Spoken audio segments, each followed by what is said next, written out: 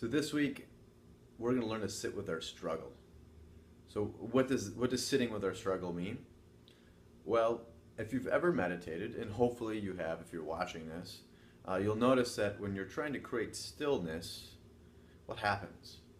Fidgeting, itches, aches, pains, thoughts. And so when we disengage from those, from our reactions to, oh man, I got an itch, I gotta get rid of, if we just sit there and observe and create this stillness, then we actually build strength and willpower.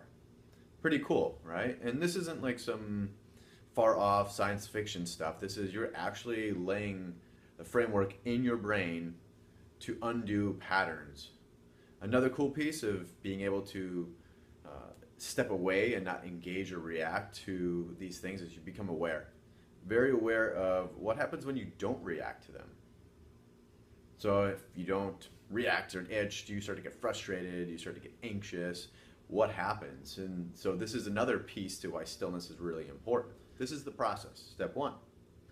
Out of all the 6 areas of holistic fitness, relationships, purpose, mindset, movement, nutrition, and recovery, you're going to figure out which is your weakest. Got it? You can pause here and go back. All right, so now that you have that figured out, you're going to then look at environmental situations or triggers that are creating a poor pattern. Something that's like you just automatically react to. Oh, it's itchy.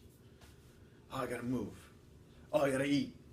Oh my God, I gotta, whatever that is. Whatever that reactive pattern, that's what we're gonna kind of work on. So once you have that, you'll then progressively figure out how to challenge it. Maybe it's every week it's something a little bit more progressive.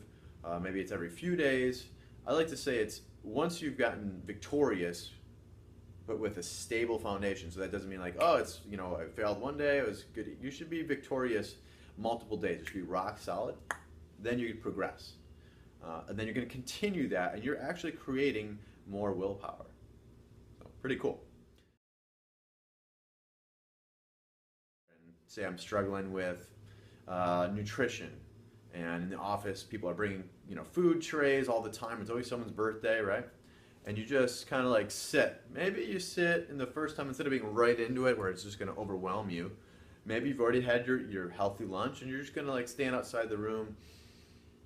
Might be a little weird, but you're challenging yourself and you're just not going to react. You're just going to notice, maybe get a little bit closer.